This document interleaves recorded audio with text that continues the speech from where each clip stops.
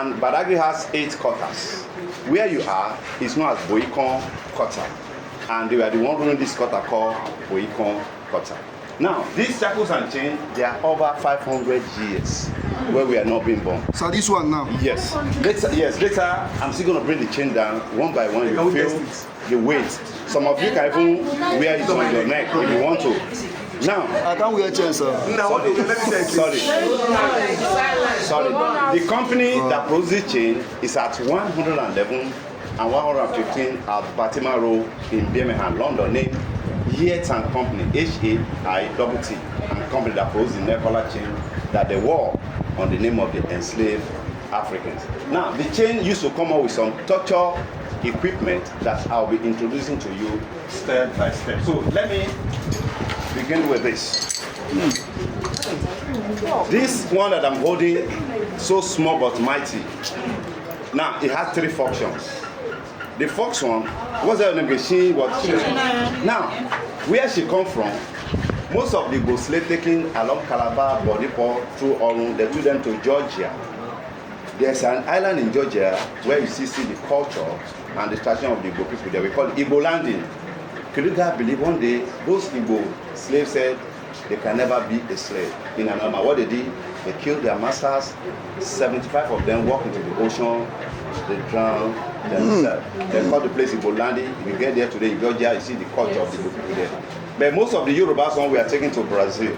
That's why you see the culture of the Yorubas over there. And the Yoruba spoken there is called Lukumi in Brazil. Now, she what again, sorry? Chinenye. Now, if I'm Chinenye slave, my name should be Chinenye because they have no identity. They put this inside the fire.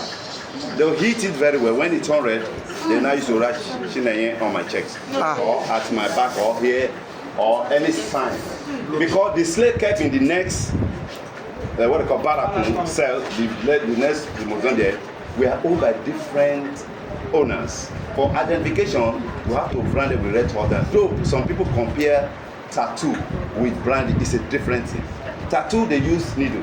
But this one, we are talking about hot iron on somebody's body. Now, secondly, there's some slaves called fugitives. Who are the fugitives? Who are the runaway slaves? Today you run, tomorrow you run. The master will say that they bring the slave. You know, our leg has a big tongue. Yes. In between the tongue of the leg, they fix it and they will hammer it on the toe of the enslaved. Or they use an axe or a cutlass, they chop off the toes of the enslaved and the runaway slave.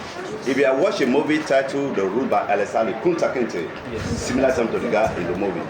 Then, thirdly, they also used to perforate because they were not allowed to communicate. Because they believe that if these black people should communicate with their physique, or if they were well fed, they have power to revolt against their masters. They either use this thing called iron muzzle, M-U-Z-Z-L-E, to cover their mouth, or still, they put this thing inside the fire. They draw the upper lip, they perforate. They put another hose here. Now,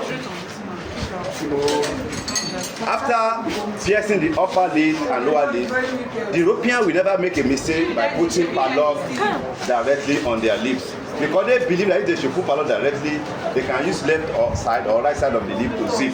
So we call this mouth clips or mouth guard. They have to draw the two lips very well before they fix the padlock on their lips.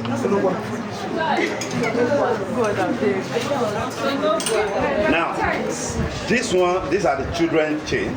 Now, the people ask us, people ask us, do they capture children? You know, a woman with a child, if she was being caught, she will never let go of the kid, you understand?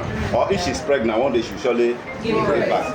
Now, while their parents is working, they join 200 children together like this, they lock it and sat them down so that they won't disturb their parents while working on the farm. And according to the oral history in Badagry, we were told that children were given out as extra, Fisi, Jara. Like if you buy like 200 slaves, they give you 2 assistants. That shows that we sold ourselves into slavery because it's like they encourage the obnoxious trade. But I used to tell you there are always 2 sides of coins. Anywhere the Europeans get to, because we don't invite them to come and colonize us.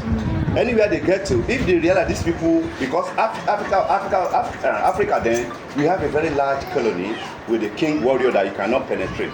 So anywhere they get to, if they realize these people are not well organized, they invaded the place. They forcefully took away the people away as a slave. Anywhere they get to, if they realize that these people are well organized, they have kingpin, they now use some item like a bottle of whiskey for 10 human beings, one umbrella for 40 human beings. We still have the Sahabi umbrella in the barrack at the Sadiq Abbas for 40 human beings. Now, this one is called torture ring. As you all can see, my hand cannot go through this. If I'm a slave, my master wants to punish me, they have to break the bone. Hey, after breaking the bone, they will forcibly bring this thing down here.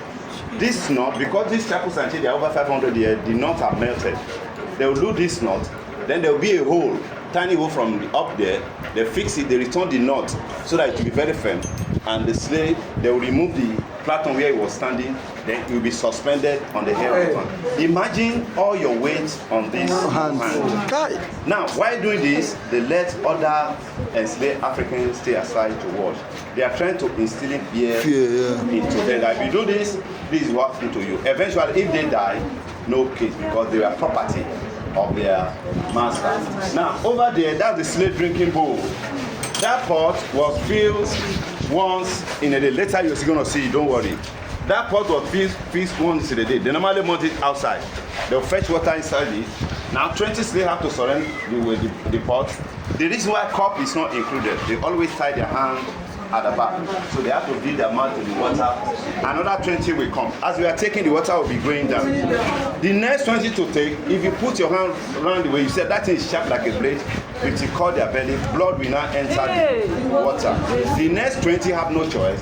They have to take the water with blood and mucus. If they refuse taking the water, that's the next day, because water and food is once in a day. Now, let's continue. The man buried here, his name is Sumbo Mobi. He died October 16, 1893. It was his father that facilitated the trade. But the British abolished slavery in their territory 1807. But badagry here, March 1852, he sat with the British to abolish slave trade here in Badagry. And this is a castrated slave. Why did they castrate the men? Because some of the men were used as a bodyguard to their master's wife. For them not to have a sexual intercourse with their master's wife, they have to castrate some of the men. And majority of them died along the process. But anyone that survived, they look giant, they still use them to carry anything that is heavy. Now, over here, these dogs are called killer dogs. For those of you that watch a movie, can't go on chain. Any slave that tries to escape, they will be attentive after them, and the dog will devour them. Now, slaves have no name. They bear their master's name or they live on their master's will. Now, let me tell you, the first slave trade began by the Arabs. Egypt, Tunisia, Morocco, Libya that you see today were owned by us. People of them, we call them the Kush, the Nubian, the Hamites. Then the